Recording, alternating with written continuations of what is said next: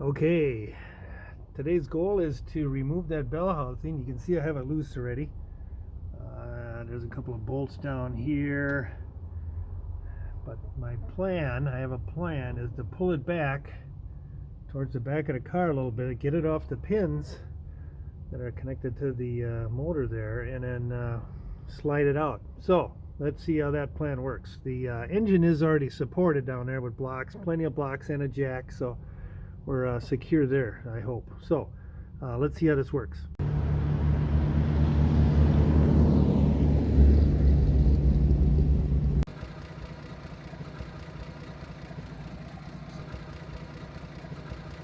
Okay, here's the update.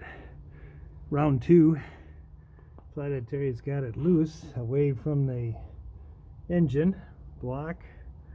There's 2 bolts or 2 studs underneath each of the rear motor mounts, which are attached to the here, let me get it better. Two studs underneath each rear mount. Of course, they're tied to the bell housing. So it's been a good wrestling match, but I was able to pry it loose. Let's see if I can get something in here. Yeah, you can kind of see I got it kind of loose here. Yeah, I'm wiggling the phone as I move it. But anyway, I got finally a lot of chiseling with my BFS, some chisels, pry bars, able to loosen it up down here. I finally just got this one loosened up too. So you can see off to the side here, there's a gap. So you got these 2 studs or 4 studs, 2 on each side, going in opposite directions, prying against each other. So let me continue the wrestling match here and see who becomes the victor. Okay, round 3. Was able to pry up that mount off, so you can see the studs underneath there. I got that one loose. Now it's very loose. I'm able to pry it up, so it looks like all I got to do now is lift it back, pry this guy off, and we'll have that bell housing out. So let me give that a shot. All right, there's that bell housing. That took a lot of effort. I think Flathead Terry won that round, or that match. So now let's take a look at behind the engine. I want to show you something. All right, with the bell housing off, finally, I've discovered a leak. And there it is right here.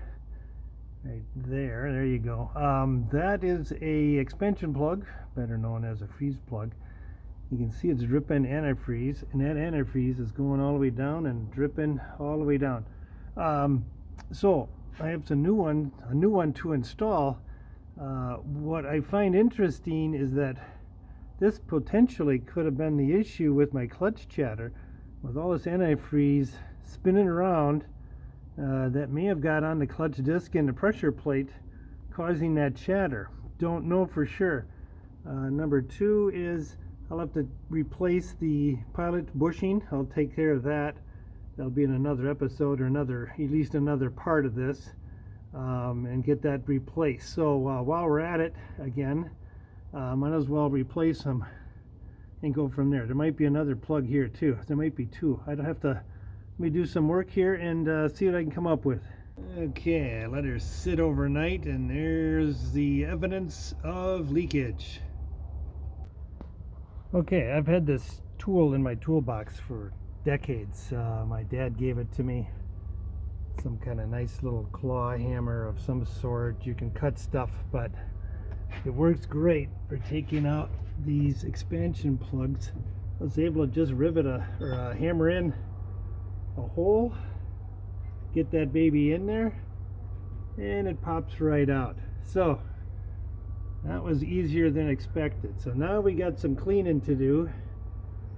Pretty gummed up in there. So at least that came out easy.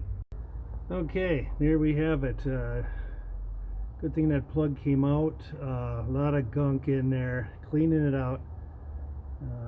Boy, that's just some nasty stuff. Got a lot of junk. So Okay, I've cleaned the surfaces, cleaned out the gunk. Here it is, nice and clean. I'll just take one final wash to it and rinse it out and degrease a little bit more, and then seal it up and then put in the new one. Yeah, once I popped out the old one, I realized I need a disc type and not the cup type. So I was able to go to Napa, and they happen to have a 1 5/8, and we'll put it in. Okay, here's the new plug. You can see a lot of brown gasket sealing material around it. That's the Permatex 1. I'll show you a picture of that. What I used, that's highly recommended for these. I probably put too much on, but I want to make sure it seals. Okay, I was able to get the power washer and clean off the bell housing. Here it is. Very interesting to see it clean. There's the aluminum screens over here. Those came out real nice.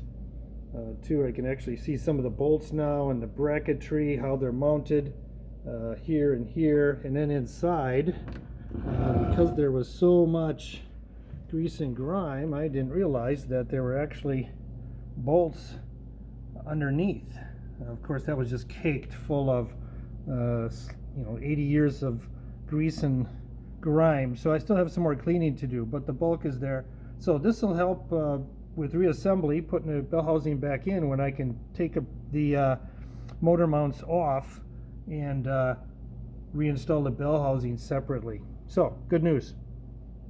Okay, today we're going to review the Lyle Clutch Pilot Bushing Remover. Okay, here's the instructions. Basically what it's doing. And let's flip it over.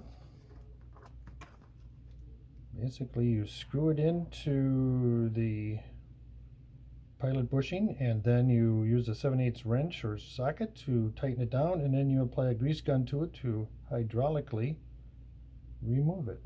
Let's see how good that works. Okay, the instructions say use a 7/8 wrench to turn it about 2 to 3 turns to secure it into the bushing. It's getting pretty tight, so I'm going to stop right there.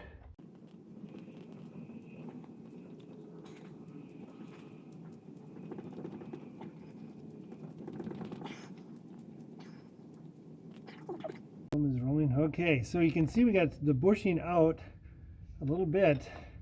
We're just trying to get the last little bit out, as it is very loose. So I'm just kind of prying it at different angles. There it goes. Now again, we're getting so close, but we're running out of thread, so I got to continue to thread it and pry on it to continue to give it enough grip. So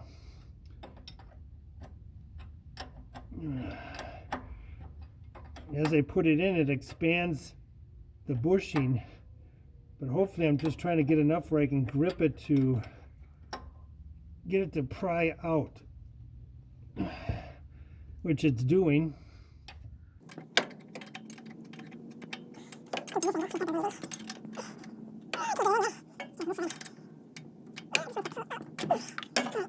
And with some effort, here it is removed, finally. It's like pulling teeth. All right, today's goal in Flathead Terrier's garage, a balmy 28 degrees. Yeah, I'm a little crazy. I got to put this pinion shaft bushing and pilot bushing back into the crankshaft of the 37 Plymouth. Let's see if we can do it.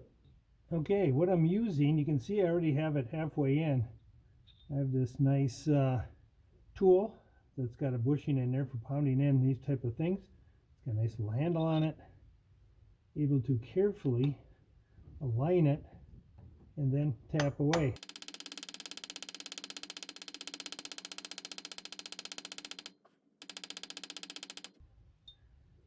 Okay, let's take a look. All right, a little bit further, and we're good to go. All right, looks perfect, the right distance. We're good to go. Success.